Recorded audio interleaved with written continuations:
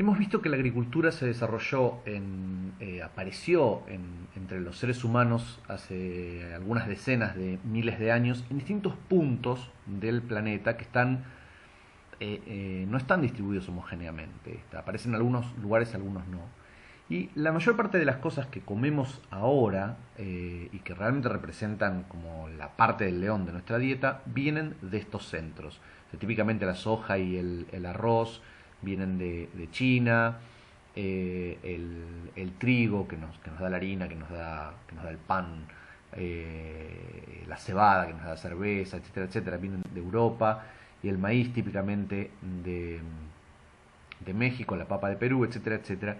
Y hay un hotspot en particular que hemos visto que es bastante extraño, que es el de Estados Unidos, porque ahí se desarrolló una cultura, pero con algunos cultivos que en realidad tenían muy poco nivel calórico, muy poco nivel proteico comparado con los otros centros y fueron rápidamente desplazados. Igual nos quedan algunas cosas de ese lugar, como por ejemplo algunas calabazas, algunos zapallos y quizás los blueberries, digamos. Pero en definitiva, lo que hemos visto es que Estados Unidos es un lugar particularmente pobre en términos de germoplasma, en términos de información genética eh, para comida, básicamente. No hay nada. Si nosotros quisiéramos encontrar un gen buenísimo para salvar de las pestes o para colonizar un nuevo territorio de las grandes cosas que comemos, papa, trigo, soja, maíz, arroz, no lo vamos a encontrar en Estados Unidos. Y vimos entonces también que Estados Unidos, completamente consciente de la pobreza de su territorio en material genético, no lo expresaban en estos términos, pero ya desde la época de sus fundadores, de Jefferson y de Washington, etcétera, sabían que necesitaban hacer algo al respecto. Y eso se tradujo en una política muy deliberada de parte de los Estados Unidos de tratar de desarrollar el agro desde todos sus ángulos, muy desde el inicio. Y vimos que hubo dos iniciativas muy importantes que fueron posteriores en 1800, fin de 1700, 1800, que fueron primero la creación de los que se llaman Land Grant Colleges o Land Grant Universities ahora, de los cuales sabemos que muchas universidades importantes de los Estados Unidos son en origen Land Grant Colleges, que vimos que su dinero venía de la venta de tierras públicas, pero además estaban por definición, en su charter, digamos, en su definición institucional, tenían que estar dedicadas a la investigación en el agro. Y al mismo tiempo se crearon otra serie de iniciativas, entre ellas la creación de Agricultural Experiment Stations, que eran lugares muchas veces asociados a universidades, pero otras veces no, que eran grandes farms, grandes granjas experimentales, digamos. O sea, en vez de tener un laboratorio para hacer experimentos, tenés todo un campo para hacer experimentos, para ir probando variedades nuevas y cosas nuevas que se te vayan ocurriendo. Y esto, por supuesto, fue un gran motor para ir desarrollando un montón de variedades nuevas, que al principio lo desarrollaban los granjeros, pero vimos que con el advenimiento de la genética y habiendo descartado la selección en masa y habiéndose abocado a la selección de líneas puras, este trabajo tenía que ser desarrollado en universidades y en centros de investigación experimental porque necesitaba un know-how muy particular que los granjeros en general no tenían. Y entonces Estados Unidos se abocó a desarrollar aquello que tenían primero de lo que su dieta y economía dependía más y además lo que tenían más en términos de germoplasma porque primero lo venían cultivando desde hacía muchísimo y además porque tenían a México como vecino, entonces era mucho más fácil encontrar. O sea, era una gran tradición. El maíz es una gran cosa desde el punto de vista cultural en los Estados Unidos, mucho más en México, pero en Estados Unidos también. Además, les cuento que es riquísimo, digamos, el choclo en los Estados Unidos. O sea, cuando uno come choclo en la Argentina, se da cuenta, si come en Estados Unidos, te das cuenta que nuestro choclo parece de cartón. Es una porquería. En Estados Unidos hay variedades de choclo incluso que se pueden comer crudas, porque no es necesario cocinarlas, porque tienen tanta azúcar que es una delicia. Entonces, lo que vimos es que Estados Unidos se aboca deliberadamente a buscar líneas puras de maíz. y que las líneas puras de maíz, ¿cómo se hacen? Se hacen como por endocruza, como cualquier línea pura. Y que esto es un problema. Habíamos visto que el maíz es un bicharraco raro que se autopoliniza un poco, y no es que tiene un grave problema autopolinizándose, pero sí se poliniza de forma cruzada muchísimo. La polinización es por viento, no por insectos, y entonces es muy común, es la norma casi, que las semillitas de maíz en realidad tienen un papá y una mamá que son absolutamente distintos y vienen de plantas completamente diferentes. Está acostumbrado a tener sexo con otros, a diferencia de las monstruosidades que nosotros comemos, el trigo, la soja, el arroz, que han evolucionado en nuestras manos, pero han evolucionado para tener sexo consigo mismas, para autopolinizarse, para tener esta especie de incesto y de endocruza y de endogamia horrible. Entonces, como el maíz tiene sexo con otros, tiene polinización cruzada por viento, lograr hacer una línea pura, habíamos visto, es un proceso muy laborioso porque hay que cubrir una parte, hay que cubrir la parte femenina para que no le entre polen de otro, hay que recolectar el polen específicamente de una planta masculina, llevársela a esa planta femenina, pero es un proceso caro, obviamente, y entonces requiere de dineros. ¿De dónde van a venir esos dineros? Sí, señores, del Estado. El Estado es el que está en este momento obsesionado con desarrollar a la agricultura en los Estados Unidos y ha puesto dinero en los Land Grant Colleges, ha puesto dinero en las Experimental Stations, y entonces empieza a hacer todo este laburo. Y lo que vimos es que efectivamente se pueden lograr líneas puras y generalmente, como vimos, se necesitan unas 7 generaciones. Esto con viento en popa serán unos 3 años, con viento en proa serán unos 7 años. Finalmente te quedás con una línea pura, está buenísima, sus hijos son iguales, sus hermanitos son iguales, son todos iguales, las plantás y van a tener homogeneidad total, una belleza de homogénea, realmente me encanta, son todas igualitas, pero son una bosta. ¿Por qué? Porque tienen lo que se llama la depresión debida a la endocruza. Es decir, lo que nos pasa a nosotros los humanos, que es cuando empezamos a tener sexo con nuestros hermanos, con nuestros padres, con nuestras madres, por generaciones y generaciones, como hacían algunos reyes de Europa, empiezan a aparecer lo que se llaman taras genéticas, o sea, cosas que antes estaban enmascaradas. Habíamos visto, ¿no?, que una de las cosas que Mendel había descubierto es que nosotros tenemos 2 copias de cada gen. Entonces, si una de esas copias está fallada, bueno, tenemos el backup, digamos.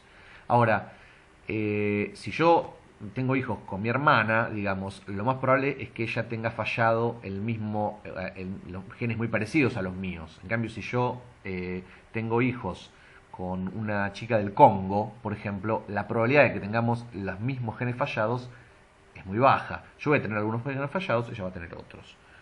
Entonces, naturalmente, cuando empezamos a tener progenie en forma incestuosa sostenidamente, empiezan a aparecer todas esas taras genéticas. Esta es una de las explicaciones. Por otro lado, no explica totalmente el fenómeno no está del todo entendido, pero hay una depresión genética en el maíz, como en casi todas las plantas que no son las plantas comestibles. Nuestras plantas, las plantas que comemos, las plantas de las que dependemos, acá en este slide está en la izquierda típicamente el arroz, que ya lo habíamos visto, pero se aplica al trigo, a la soja, a los porotos, a las lentejas, básicamente todo lo que comemos, salvo las papas y salvo el maíz. Ellos no tienen depresión por endocruza. Son bichos que se bancan la endocruza. Los hemos seleccionado después de milenios de trabajo consciente e inconsciente para que se sostengan en esa autopolinización. Entonces, si hubo alguna época de mala racha donde tenían una depresión por endocruza, esos tiempos ya están en el pasado lejano y ahora se la bancan re bien. El maíz, en cambio, que tiene polinización cruzada, sí se deprime, se nos deprime, que llevarlo al psicoanalista, tiene depresión por endocruza. Y entonces hacer líneas puras parece no ser un camino disponible. Entonces, aquí estamos de nuevo. Entonces, en este episodio, ¿qué pasa? Tenemos a los Estados Unidos, que tiene universidades, que tiene gente pensante, gente inteligente, gente pujante, que quiere conquistar la frontera física y la frontera del conocimiento, a pesar de que recién empiezan. Y tenemos un maíz que no colabora porque se nos deprime. Entonces, en vez de desarrollar el psicoanálisis, que fue desarrollado en Austria, como ustedes saben, los yanquis se ponen a investigar qué pueden hacer. Y la solución no tardó en aparecer. Se llama el maíz híbrido y ahora les cuento qué es. Lo desarrollaron estas personas. Joule en Cold Spring Harbor Laboratories, son laboratorios privados que están. Cold Spring Harbor está en Long Island, ahí donde vacacionaba Einstein antes de que cuando lo buscaran para hacer la carta de la bomba. Es donde transcurre el Gran Gatsby. Edward East, que trabajaba al mismo tiempo que trabajaba en el Connecticut Agricultural Experiment Station en New Haven, donde está la Universidad de Yale, que es un lugar muy cercano a mi corazón, en un lugar del estado, y Donald Jones, que también trabajaba en el Connecticut Agricultural Experiment Station, y también en Harvard, una universidad privada, pero universidad al fin. Cold Spring Harbor, by the way, se empezó a transformar en uno de los centros de genética más importantes del mundo, dio lugar a varios premios Nobel y es ahora una de las mecas de la biología molecular y de la genética. Todos los veranos hay cursos que son los mejores del mundo y las mentes más brillantes de todo el mundo van esos veranos a ponerse shorts y estar ahí cerca de la playa y charlar de ciencia e imaginar cosas alucinantes. Estos tipos pensaron lo siguiente. Bárbaro. La línea pura está súper deprimida. Pero, ¿qué pasa si yo... O sea, está deprimida porque está como súper homogénea. Pero ¿qué pasa si yo hago una cosa heterogénea cruzando dos líneas puras diferentes? Y esto, en realidad, era promisorio, porque ya se sabía desde la época de Darwin que cuando uno cruza dos líneas puras, la progenie que aparece tiene lo que se llama vigor híbrido, que es que generalmente los híbridos, en el sentido de que son la cruza de dos cosas medio diferentes, es mucho mejor que la suma de las partes. Entonces, ¿qué se le ocurrió a estos tipos? Digo, bueno, vamos a agarrar lo que se ve acá, que es una planta que es una línea pura y otra planta que es otra línea pura diferente. Las dos son una porquería, pero son una porquería diferente. Y a una de ellas lo que se va a hacer es cortarle la parte masculina, el penacho que tiene el maíz en su punta, o sea, se lo castra, básicamente. Quiere decir que esta planta ahora es solo hembra. Tiene acá las flores, digamos los marlos, que son las flores femeninas. Y otra planta que se la deja tal cual es. Lo interesante es que esta planta, si bien es macho y hembra, nosotros lo que vamos a hacer es usar su parte macho. Entonces nos quedamos con un macho y una hembra.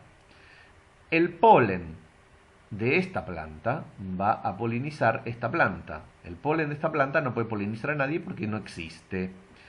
Entonces, esta planta la tiramos a la basura. Esta planta va a estar polinizada por sí misma, entonces no nos interesa. Pero la planta a la cual nosotros le sacamos la parte macho tiene un marlo cuyos óvulos son propios, digamos, son de la línea A en este caso, pero su polen es de la línea B. Con lo cual he forzado al maíz a tener sexo con el otro, ¿está bien? Pero no con el otro, con cualquier otro. En este caso, lo que hicieron Jules, East y Jones es lograr que este nuevo maíz viene de dos padres que son a su vez líneas puras. Entonces, ¿qué es lo que pasa? Acá tenemos, por un lado, en un rincón del ring tenemos a la línea pura A, en el otro rincón a la línea pura B, y cuando se juntan tenemos el híbrido, y miren qué maravilla de marlos, son una cosa suculenta, enorme, gigantesca, genial. Esto es el vigor híbrido. Entonces, estos chabones habían encontrado una cosa muy muy peculiar, que tiene dos características muy importantes. Ellos buscaban la primera y la segunda resultó la más importante. Veamos cuáles son. Acuérdense de la segunda ley de Mendel. En la segunda ley de Mendel dice que cuando vos cruzás dos líneas puras, aparece una primera generación que se llama la F1. ¿Se acuerdan cómo era la F1? La F1, todos los hermanitos son iguales. Es homogénea. ¿Está bien? Eso lo sabía Mendel.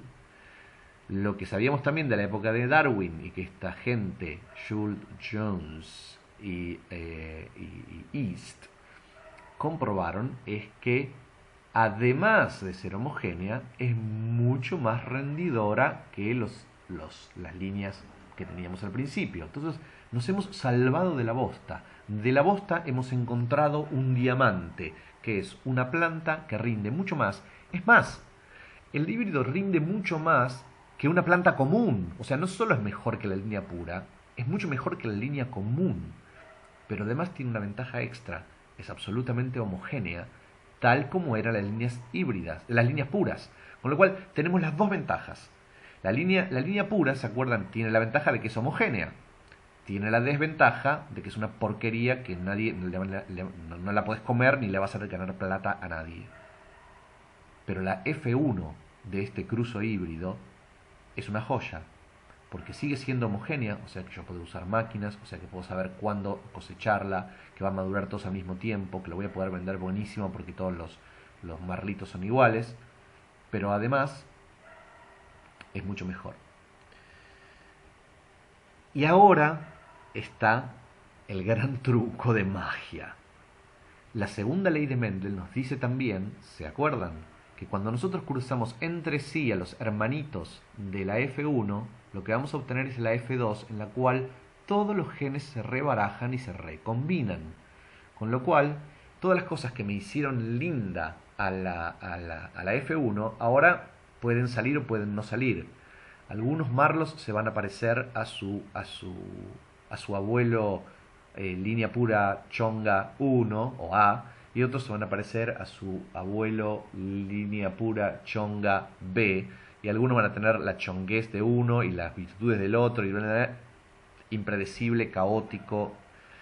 Y además se me deprime el rinde que había tenido en el vigor híbrido, con lo cual la F2 es mucho menos rendidora y además es totalmente heterogénea, con lo cual no puedo usar máquinas, no puedo usar fertilizantes con alta eficacia, no puedo darle los agroquímicos que yo quería con alta eficacia, los marlos se parecen todos distintos, en fin, no sirve más. Y esto, señores, es la verdadera revolución del campo. Esto es lo que sucedió en 1935, que cambió la historia de la humanidad. Porque esto era de perlas para una industria que hasta el momento no existía, o existía, o sea, sí existía, pero una cosita chiquitita que no tenía perfil de crecimiento, no tenía ningún horizonte, que es la industria semillera. La industria semillera hasta ese entonces se dedicaba a vender semillas de flores, de frutales, algunas semillas sí para plantar de maíz y de otras especies así más heavy duty, digamos, más de altas calorías. Pero en general no podían vender mucho. ¿Por qué no podían vender mucho? Es muy simple. Porque el granjero, yo soy granjero y vos sos el tipo que viene a venderme las semillas. Entonces me vendés las semillas. O hagámoslo al revés, así yo quedo como tonto. Yo soy el que viene a venderle las semillas. Y entonces ustedes que son granjeros y son vivos, me la compran, ¿está bien? Y pagan, plantan, crecen, venden el 90% y el 10% se lo quedan para plantar el año que viene. Y la semilla sigue siendo absolutamente igual, porque es una línea pura, digamos, esto es lógico para el arroz, para el maíz, para la soja, para el arroz, para el trigo, para la soja, no para el maíz. Entonces, ¿para qué comprar? Compro una vez y ya está, con cual el negocio de la industria semillera nunca termina de despegar. Pero entra aquí Henry Wallace, que muy poquito tiempo después de hacer esto que les voy a contar, se transformó en el secretario de Agricultura de los Estados Unidos. Era un tipo muy conectado. Su padre ya había sido secretario de Agricultura. Y su familia eran los que publicaban la principal revista de circulación e información dentro de los granjeros. Y también otros tipos como Eugene Funk, que era un tipo que tenía una industria semillera. Pero Wallace realmente creo que es el arquitecto de todo esto. Acá lo tenemos a Wallace. Como ven, tapa del Time. ¿Está bien? A lo que a Wallace se le ocurre es muy simple. Si yo tengo maíz híbrido, yo tengo un campo en el que hago mi maíz híbrido, tengo la semilla híbrida, entonces te vendo la semilla híbrida, vos plantás la semilla híbrida, crece la planta híbrida, que da una progenie maravillosa, una planta muy vigorosa, tiene el vigor híbrido, es maravillosa y es totalmente homogénea, vos la cosechás como quieras, es bárbara, tenés un rinde increíble. Estoy exagerando, van a ver que las cosas no eran tan así, pero un poco estoy haciendo el pitch de Wallace. Entonces, tenés todo eso. Esto es la F1. Cuando los tipos plantan la semilla que acaban de cosechar, esperando que la próxima generación sea tan bárbara como la primera, se encuentran con el gran fiasco, se encuentran con la F2. Entonces, todo es heterogéneo. Y van a llorar a Wallace. No, lo que me vendiste no lo puedo reproducir. Of course not, dice él. Claro que no lo puedes reproducir, porque es un híbrido. Entonces, bueno, pero necesito más. Poniendo esta balaganza, dice Wallace. Y año tras año el granjero va a tener que venir a comprarle a Wallace de nuevo sus semillas híbridas. Wallace fundó inmediatamente una compañía que le puso Pioneer Hybrid. Es un juego de palabras. Hybrid quiere decir como de alta cuna o de alto linaje, o sea, cultivado alto, pero hybrid suena a híbrido también en inglés. Pioneer fue comprado después por DuPont, una de las grandes empresas químicas de la cual vamos a hablar más adelante. Otra de las grandes empresas que hacía híbridos, seguramente todos estos de Pioneer y de DeKalb van a ver, DeKalb era la otra, o una de las varias, van a ver, si ustedes pasean por el campo y están yendo por la ruta, por el campo, a algún lugar, van a ver carteles de DeKalb, de Pioneer y de muchos otros. DeKalb fue comprado por Monsanto, otra de las grandes empresas químicas. Acuérdense que DuPont y Monsanto son empresas químicas. Pioneer Hybrid y DeKalb eran empresas semilleras. Vamos a ver más adelante, la industria química se morfó a la industria semillera. Entonces, acá vemos un campo sembrado y estamos viendo uno de los híbridos, el PR39F58. Empezaron a desarrollar todo tipo de híbridos rápidamente y es importante notar que esto es un cambio absolutamente fundamental, vamos a volver para atrás, en cuanto a la psicología del campo. Esto lo vamos a ver un poquitito ahora. En cuanto a la economía y psicología del campo, fíjense que hasta este momento el campo había eludido al capitalismo. El capitalismo había entrado en la industria se había dado ese proceso que Marx describe, en el cual el dueño de los medios de producción, o sea que el trabajador es desposeído de los medios de producción, o sea el dueño es el dueño de la fábrica, ya el trabajador no es dueño de su trabajo, sino que lo tiene que rentar, y entonces es explotado y la plusvalía se la queda el dueño de la empresa. Eso permite la acumulación de capital, lo cual permite invertir en grandes innovaciones y el capitalismo empieza a andar con saltos gigantes. Pero el campo se resiste a esto porque el granjero es dueño de todo. Es el dueño de la tierra, es el dueño de la máquina cuando la compra, es el dueño del agua, básicamente gratis, el aire es gratis, y las semillas también, porque las semillas nadie las vende y las compra, porque es ridículo. Si yo tengo una semilla, la planto y la reproduzco, la clono, es totalmente clonable, entonces es inapropiable, es un bien común en algún punto, porque yo no puedo evitar que otra persona, o sea, si alguien tiene semillas, no disminuye el pool de semillas, porque lo único que hay que hacer es plantarlas, crecerlas y cosecharlas de nuevo, y es como hacer una fotocopia, es como la música en internet. Si yo me bajo una canción, no hay menos canciones ahí. Simplemente hay copias y copias y copias de lo mismo. Nunca se acaba y no puedo impedir que la gente lo haga. No hay manera física de impedirle que plante esas semillas y las vuelvan. O sea, yo las puedo guardar en mi campo, pero una vez que alguien las tiene, ya está, fue. Es interesante ver cómo esto funciona. La línea parental, esto es para que entiendan un poquito cómo es. La línea parental son las líneas puras, línea A y línea B, que tienen las dos marlos muy chiquititos. Entonces, cuando se la cruza, aparece el híbrido del maíz. Esta semillita que está acá, que vemos ahora, es una semilla híbrida.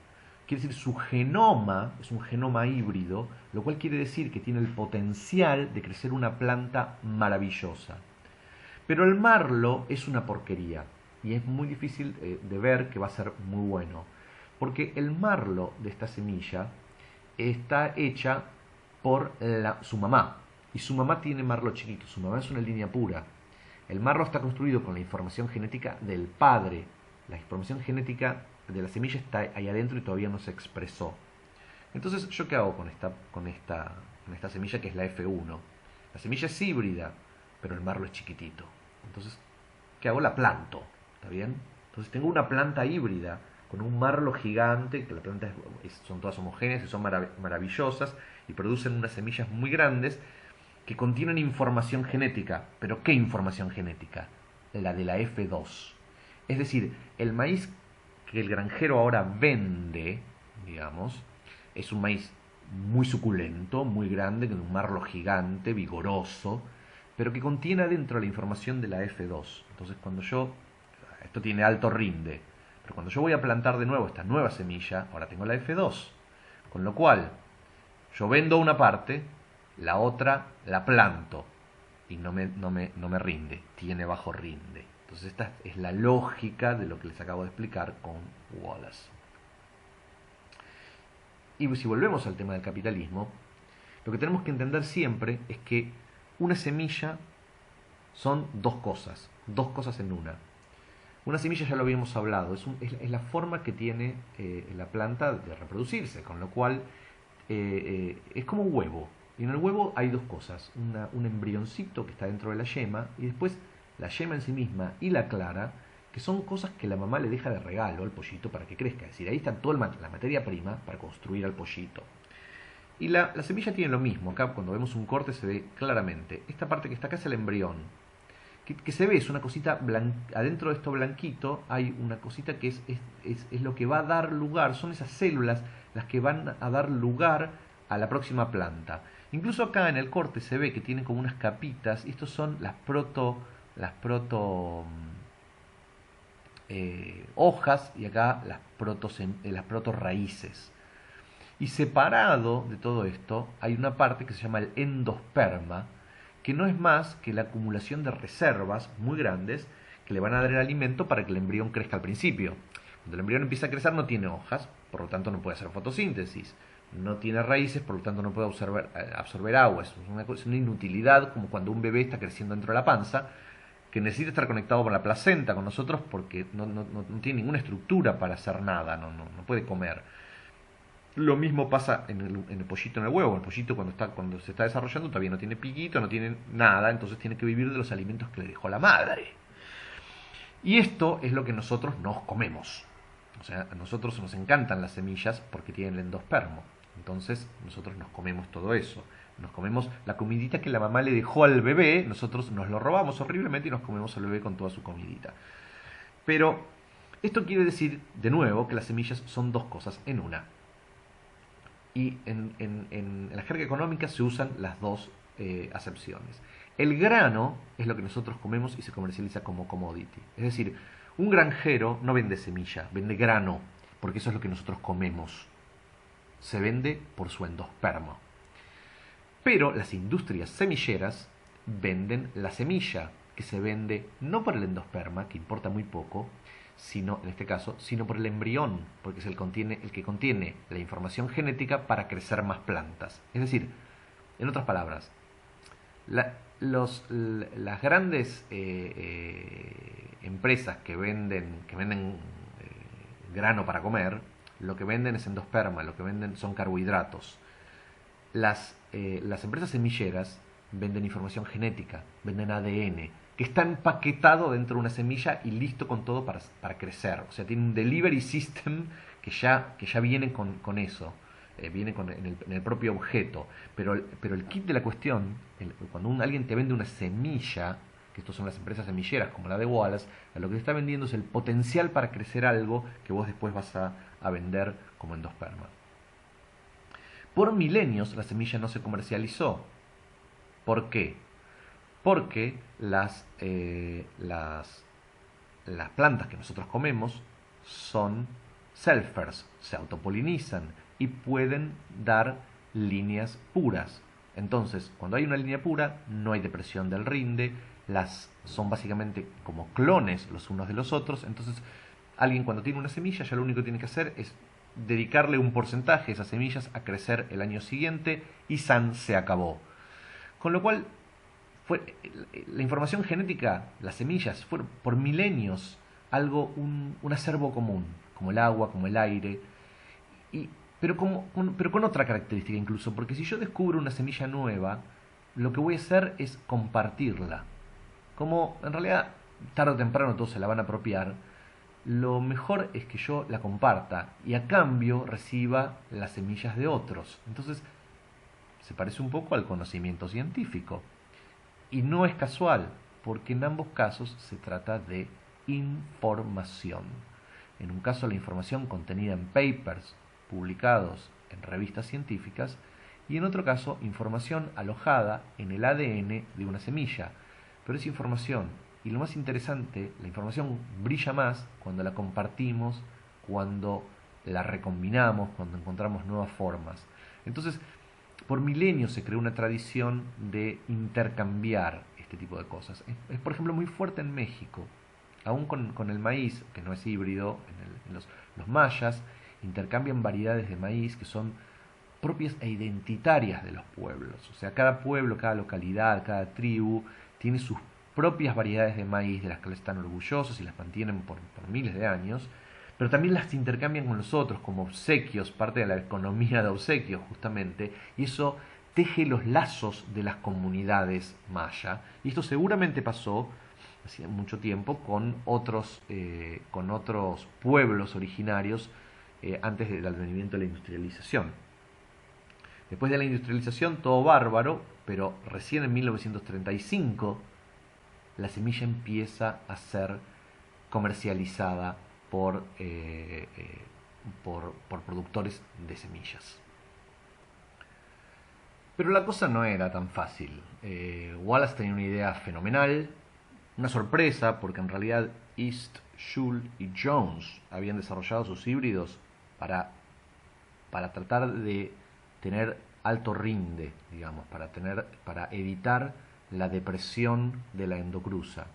Y lo que se encontraron, por la segunda ley de Mendel, es algo que no esperaban, pero que parece en manos de Wallace ser una joya, un diamante en bruto, que es que yo ahora puedo vender la semilla, que tengo en la semilla en sí una forma de que el granjero no la pueda reproducir. He logrado que la semilla sea apropiable. Entonces, desafiando la economía de obsequios que existía antes con las semillas. Pero había un obstáculo muy muy fuerte, que es que en realidad la gente no la veía. No la veía. Y Wallace tuvo que hacer una campaña tremenda para empezar a convencer a la gente, un marketing feroz a través de su compañía Pioneer, pero acuérdense que se hizo secretario de Agricultura, acuérdense que su familia tenía el periódico o la publicación más importante de que comunicaba a los granjeros. Estamos hablando del medio oeste de los Estados Unidos, fundamentalmente Iowa, Ohio, esos lugares. Y entonces, en realidad él tenía el gran obstáculo que tenía era cómo se determinaba que un maíz es recopado. Y en realidad se hacía de una manera muy tradicional, que es un poco muy parecida a la que se sigue haciendo en muchos casos para los animales acá en la sociedad rural argentina, que no es un invento argentino, existe en todo el mundo, y que básicamente se hace lo siguiente. Digamos, uno va a la rural y uno va de paseo simplemente y parece como una especie de show de vacas, cosas aburridas y las hay. Eh, pero los ganaderos es una cosa muy muy importante, porque supongamos que yo soy un criador de vacas. Entonces desarrollo una vaca súper tetona, buenísima, que da mucha leche y que está genial. Es más, da chocolatada. Entonces, ¿qué es lo que hago? Voy y la paseo por la rural y hay unos jueces, una serie de jueces que evalúan la calidad de la vaca. Muchas veces depende para qué sea la vaca, porque una vaca puede ser lechera o puede dar carne. En el caso de los caballos, por ejemplo, el caballo que más se cría en la Argentina, que es el criollo, que es un caballo justamente para andar en el campo, es un caballo chico, no muy rápido, pero ágil y muy obediente, que no se asusta con cosas. O sea, el comportamiento es muy importante. Entonces los jueces miran si vos llevas tu criollo que estuviste criando en tu aras y que lo querés comercializar de alguna manera. Decir, yo tengo el mejor criollo, realmente el último modelo que es bárbaro. Entonces, que tenga un determinado porte, la caída de la nalga, el tipo de la cola, cómo están las orejas, una pinta, digamos, y los jueces le dan puntos, ¿no? Como cuando la gente en las Olimpiadas hace sus piruetas y van sacando 8, 7, 10. Y también evalúan el comportamiento, cómo obedece, cómo se mueve, cómo camina, cómo trota, etcétera, etcétera, le dan puntaje. Entonces, ¿qué pasa con el tipo que ganó el primer, como la cucarda, la famosa cucarda, el que gana el primer, una especie de escarapela gigante que le ponen en el pecho a la vaca o a la gallina, digamos, que ganó? Entonces, si yo me gané, tengo mi criollito mejor, entonces resulta que todos los demás me van a mirar a mí, me van a decir, puta, este tipo tiene el mejor criollo. Entonces, lo que necesito yo tener es un semental. En semental lo que tengo el caballo de los huevos de oro, básicamente, porque lo que me da es una cantidad infinita de esperma que tiene una información genética súper copada, porque tiene la capacidad de darme esos criollos que se van a parecer a él que ganó el premio. O sea, los jueces determinaron que este es el mejor caballo y yo te voy a dar caballitos que van a ser todos muy parecidos a él. Entonces todo el mundo quiere cruzar sus yeguas con mi caballo, entonces yo les vendo frasquitos de semen de este semental. Antes lo que se hacía era alquilar al semental para que sirva, o sea, ¿cómo se dice? Para servir a las distintas yeguas. Y puede ser lo mismo con la gallina, con los chanchos, con lo que quieran. Entonces, el premio, el concurso, no es una cosa espuria o superficial, banal, digamos. Es la selección artificial en acción. Estos tipos son los que, en la naturaleza, el que gana es el mejor, digamos. Es el que sobrevive, el que se reproduce más, el que tiene los colores más bellos, el que tiene las alas más veloces, el que tiene las garras más afiladas. Acá, el que se reproduce más es el que gana la cucarda. O sea, es el que reúne las condiciones que el grupo de jueces dice que tiene. Entonces los jueces en vez de ser la selección natural, son la selección artificial. Nosotros vamos a reproducir preferentemente aquellos que los jueces digan. Y esto también opera para perros, para gatos, para cualquier animal doméstico. Vieron que hay concursos de perros también. Entonces el bulldog favorito o el chihuahua perfecto tiene una serie de características que están delimitadas en la sociedad chihuahuense internacional. Entonces tienen que tener esas características. Entonces en Estados Unidos se hacía, en Iowa, en todos estos lugares, el corn show. Y el corn show era como una especie de, también como lo que se hace en la rural, pero para choclo. Es el gran show del choclo. Imagínense lo divertido que es. Entonces cada granjero lleva sus marlos y hay un grupo de jueces que vemos en la foto examinando. Entonces se comen un poquitito, lo miran, lo sopesan, ven que todas las filas estén perfectas, que sea un marlo buenísimo, divino, etcétera, etcétera. Y gana el marlo más campeón. Lo que Wallace se dio cuenta es que estos chabones están premiando no a la semilla que está dentro del marlo, o sea, a la progenie que ese marlo va a dar cuando la planten, sino que está evaluando a la mamá. Porque la información genética para hacer el marlo y para hacerlo lindo no está dentro de esa semilla. Esa semilla tiene información genética que todavía no se expresó. La información genética para hacer la belleza de ese marlo está en la mamá, que ya murió y que ya a nadie le importa. Es más, como los marlos que no provienen de híbridos son de polinización cruzada, cada una de las semillas de ese marlo tiene un padre distinto. La mamá es la misma, que es la planta que le dio origen. Pero cada uno de esos, recuerden que cada uno de esos granitos de maíz, antes de hacerse, de madurar, tenía un pelito que salía por la punta del marlo, en forma de las barbas del maíz. Cada uno de esos pelos está conectado con un óvulo, con una protosemilla, y puede ser fertilizado por un grano de polen diferente. Y en el viento todos los padres se mezclan, con lo cual un marlo tiene muchos padres.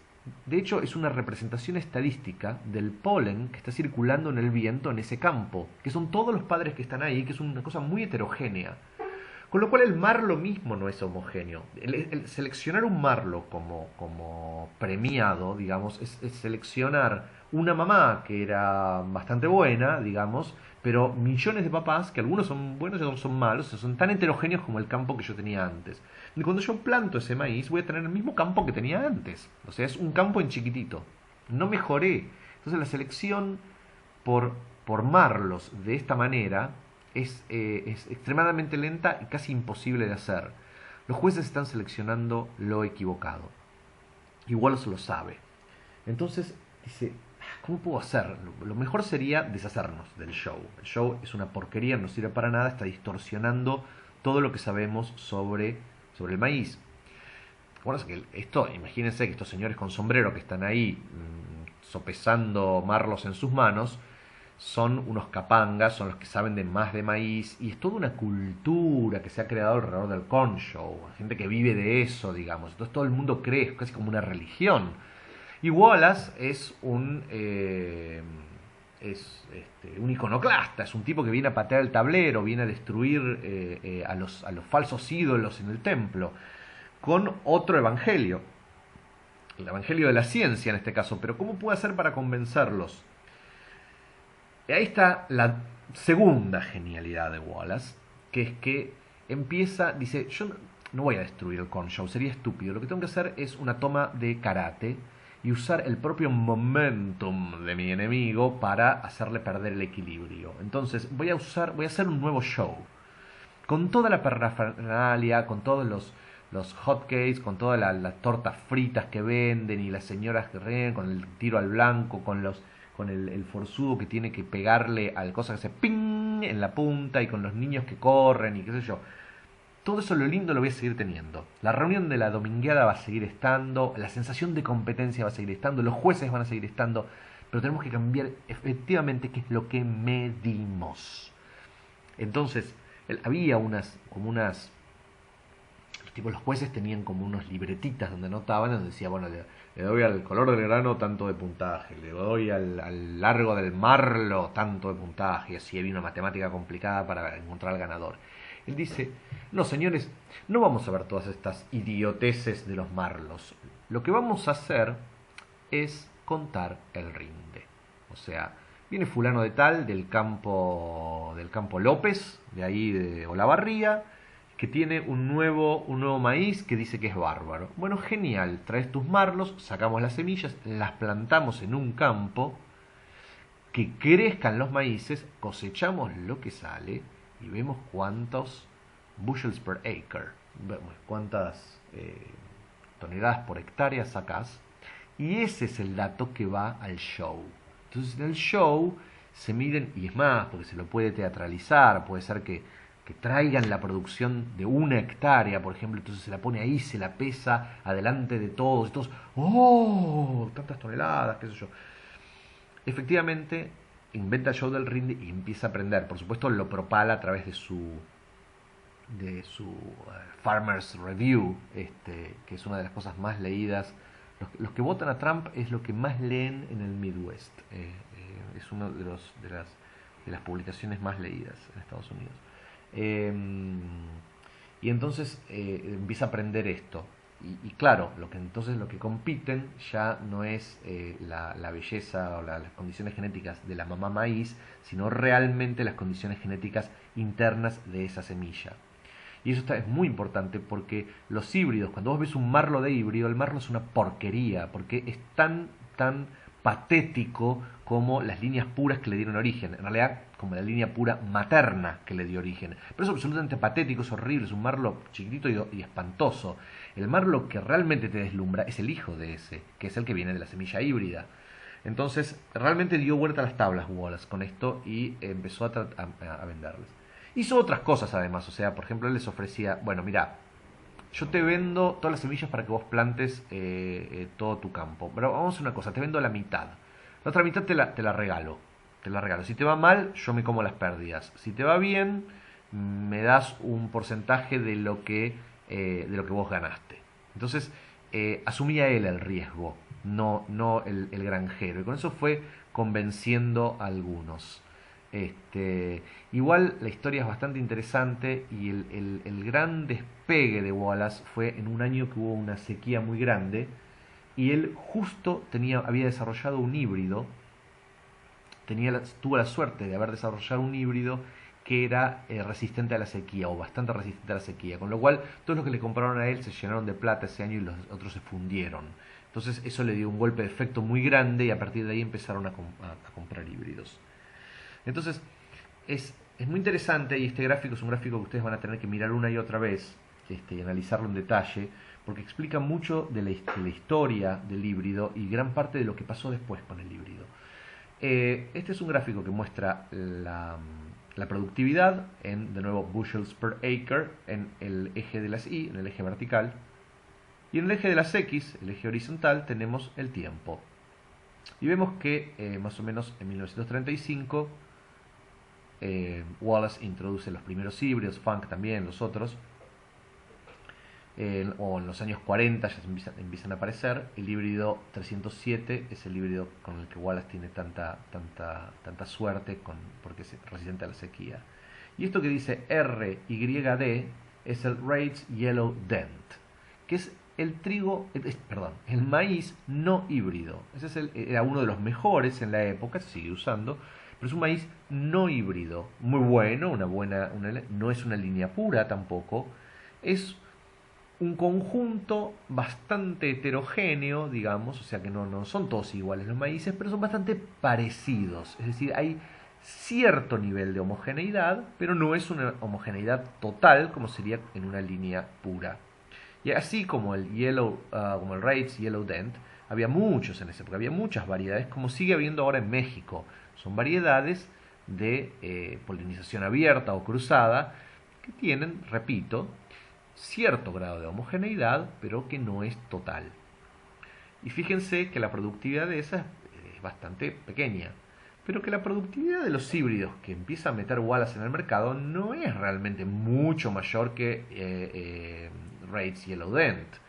Y Wallace te lo va a vender mucho más caro.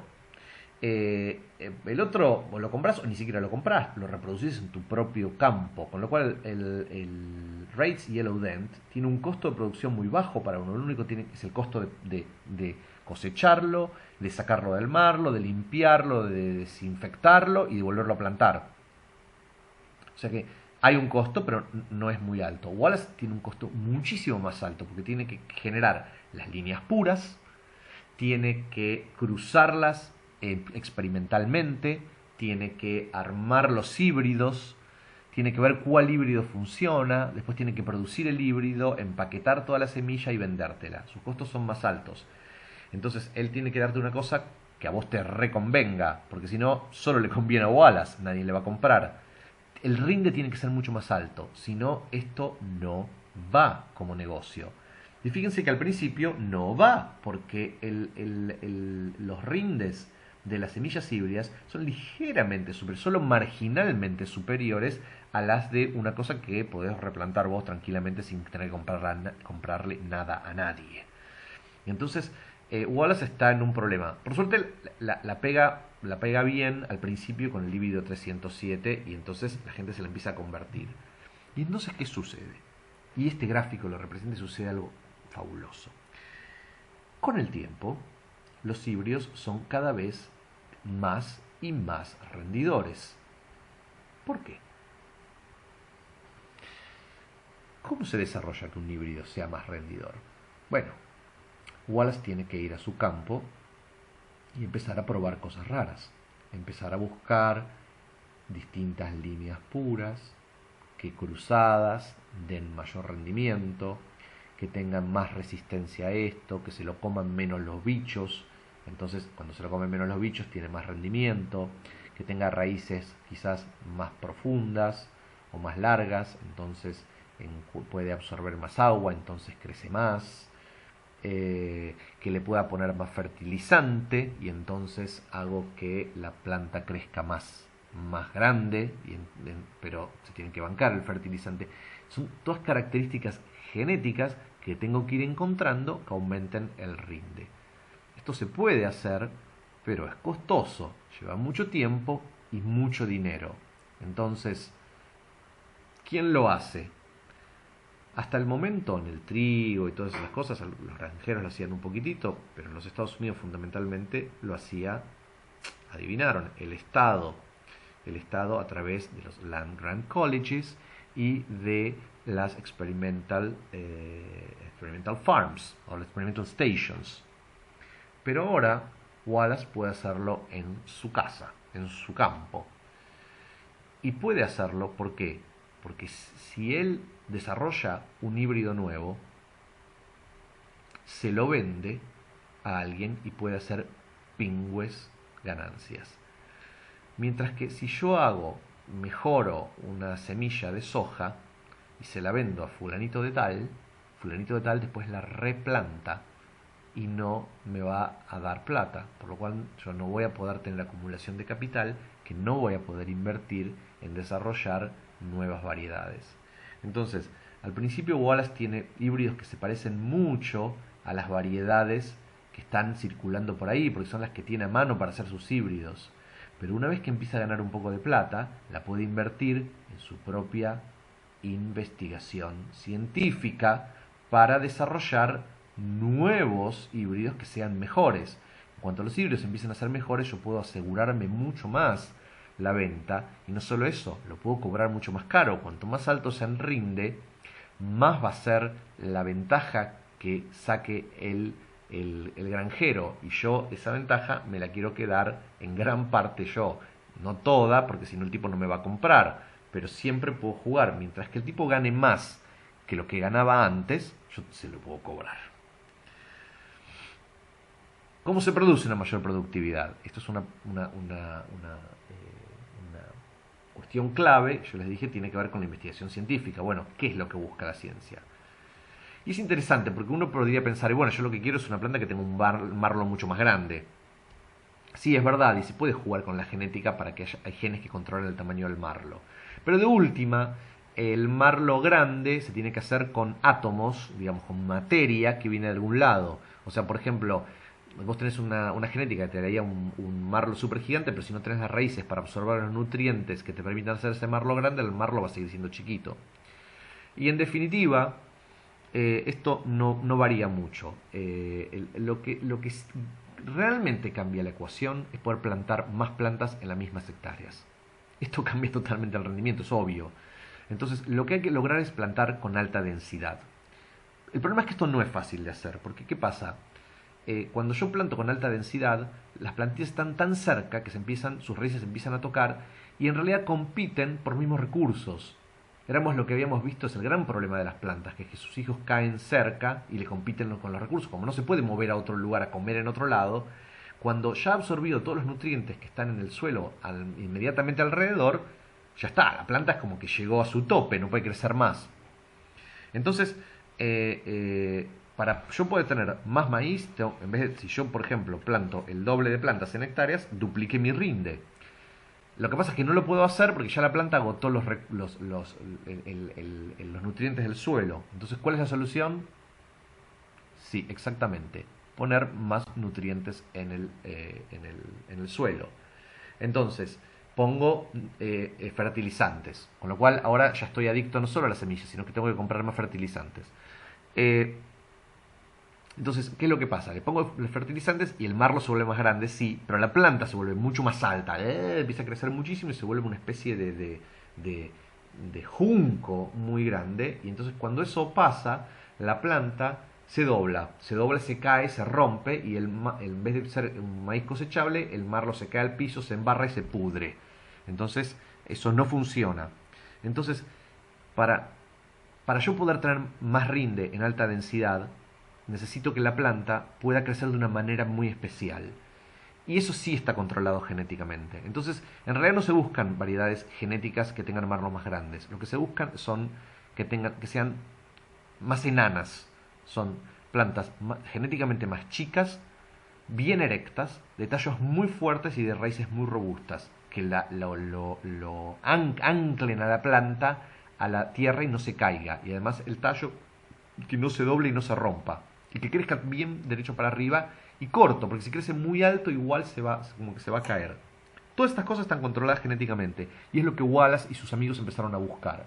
Entonces, cuando yo tengo esta planta retacona, fuerte, robusta, así medio como un jalcito chiquito, le pongo fertilizante, crece muy bien, pero no se desbanda, no se rompe y yo la puedo cosechar bárbaro.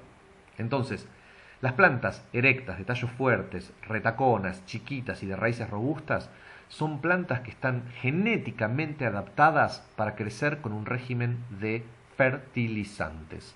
Es decir, Wallace empieza a generar una generación, valga la redundancia, de nuevas plantas que están genéticamente diseñadas para bancarse una gran cantidad de fertilizantes, con lo cual aumenta mucho el rinde, pero también aumenta el uso de agroquímicos en el campo.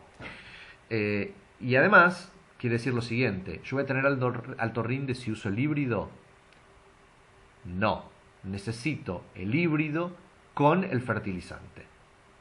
Entonces también resulta que este híbrido por ahí es muy lindo, pero es un poco vulnerable a un determinado caracol o a alguna determinada cosa. Entonces, ¿tengo alto rendimiento solo con el híbrido? No, tengo que comprar el híbrido con su fertilizante y con su caracolicida, qué sé yo.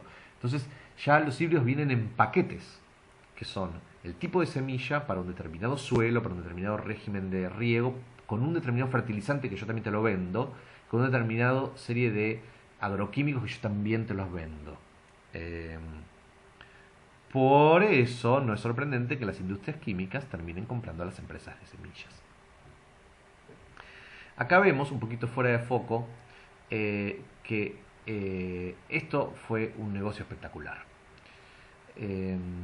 Vemos que año a año las cosas que la gente, que los granjeros tienen que pagar, fueron subiendo, producen más, las cosas aumentan de precio, etcétera, etcétera. Pero fíjense que cuando ustedes ven qué es lo que aumenta más, ustedes pueden ver que, por ejemplo, la tecnología de secado, que es esta cosita naranja, era chiquita acá, aumentó un poquitito, pero fíjense que no aumentó mucho, ¿está bien? Pero si se fijan en lo que es la semilla, el costo de la semilla, el costo de la semilla está acá en azul, tenía un costo en el 2000, fíjense que en el 2014 el costo de la semilla es mucho más alto. Y no estamos hablando de 1935, cuando la semilla era gratis, ¿está bien? Estamos hablando entre el 2000 y el 2014, sigue aumentando. Es decir, la plata no está en producir granos, la plata está en producir semillas. Por eso gente como Gustavo Grobo Copatel, el dueño y presidente del grupo Los Grobo, que es el principal productor de soja de la Argentina, estacionado en el área de Carlos Casares, en la provincia de Buenos Aires, producía soja al principio y ahora están produciendo semillas. ¿Está bien? Porque vender soja está muy bien y da mucha plata, pero vender semilla a los que producen soja es mucho mejor. Esto se sigue viendo acá, pueden ver entre 1994 y el 2010 cómo va variando el costo de los insumos, de distintos insumos. Entonces, por ejemplo, los agroquímicos que están acá no variaron. sea, la gente sigue gastando lo mismo. Fertilizante, la gente sigue gastando lo mismo. Las cosas que le dan de comer a los animales, lo mismo. Pero fíjense, las dos grandes cosas que han cambiado el costo de la producción agropecuaria entre el 94 y el 2010 son básicamente que, por un lado, la maquinaria. La maquinaria es más cara, ¿está bien? Pero por otro lado, y miren la diferencia, las semillas y lo que te dicen acá, biotech traits, que es una cosa nueva de la que vamos a hablar más adelante, que es que una vez que se establece el negocio semillero como recopado, empiezan a aparecer semillas súper tipo X-Men.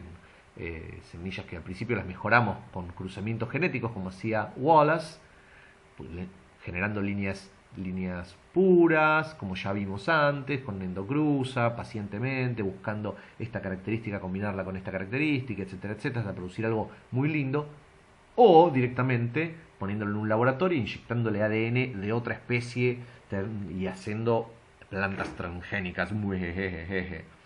Y vamos a ver un poquito de eso, pero más adelante.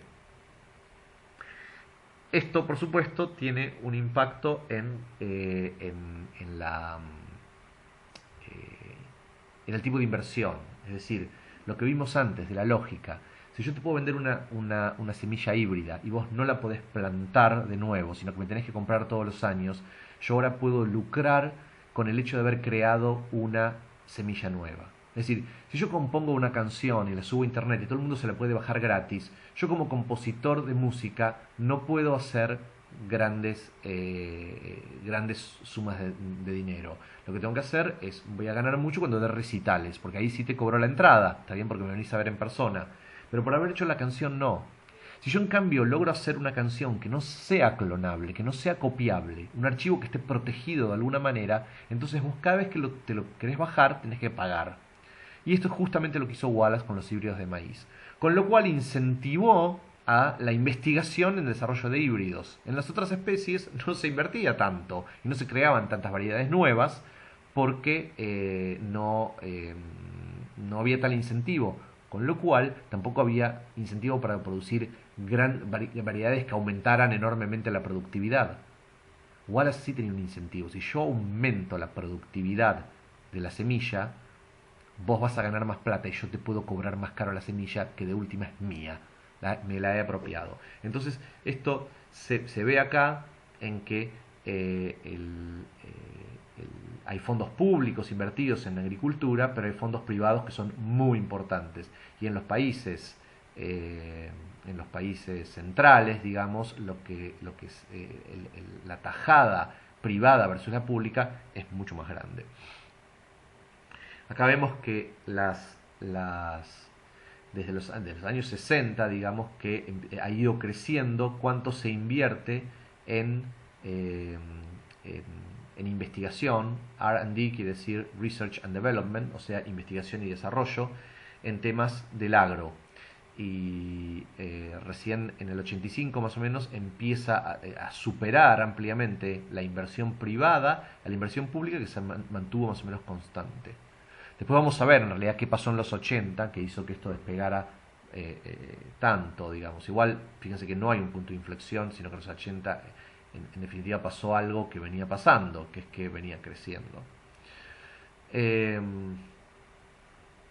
Así que, ya para ir cerrando este tema de los híbridos, como conclusión estamos viendo que la genética y la sexualidad aberrante de la planta de maíz y las condiciones históricas particulares de Estados Unidos, próximo a México, de tal manera que dependiera mucho del maíz, pero vacío de ninguna otra cosa y ávido de desarrollar conocimientos y de tener de tener una universidad y una ciencia pujante, crearon las condiciones para que se aplicara la ley de Mendel, la segunda ley de Mendel, a una planta muy extraña, el maíz. O sea, convergieron en ese lugar, en ese momento, condiciones muy raras. Los Land Grant Universities que existían justamente por la pobreza genética de los Estados Unidos, con el hecho de que existiera esta aberración justito al lado en México, el maíz. Y esto condujo a una planta cuyo germoplasma, cuya información genética es apropiable. Y un hombre de negocios perspicaz que logró enlatar esa idea, la idea de los híbridos, y que básicamente catapultó a la existencia la industria semillera. Y esto a su vez empezó a generar rindes cada vez más altos, y más altos, y más altos, y vemos, eso condujo a la curva que veíamos en una de las primeras clases, en la cual el maíz, a partir del año 35, empieza una productividad creciente. Y esto, fíjense que se puede ver, esta tabla tiene mucha información, pero es muy linda, en estos estadios de la agricultura. Un primer estadio, preindustrial,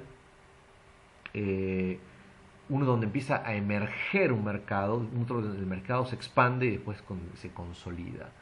Entonces, fíjense, por ejemplo, que la agricultura en estado preindustrial es una agricultura de subsistencia, o sea, yo en realidad no la quiero vender, no la quiero comer nada más.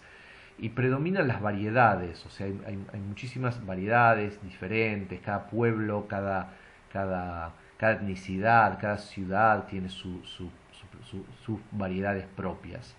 En un siguiente estadio empieza de semisubsistencia, o sea, empezamos a comercializar entre unos, hay un intercambio más grande y empiezan a aparecer algunos híbridos.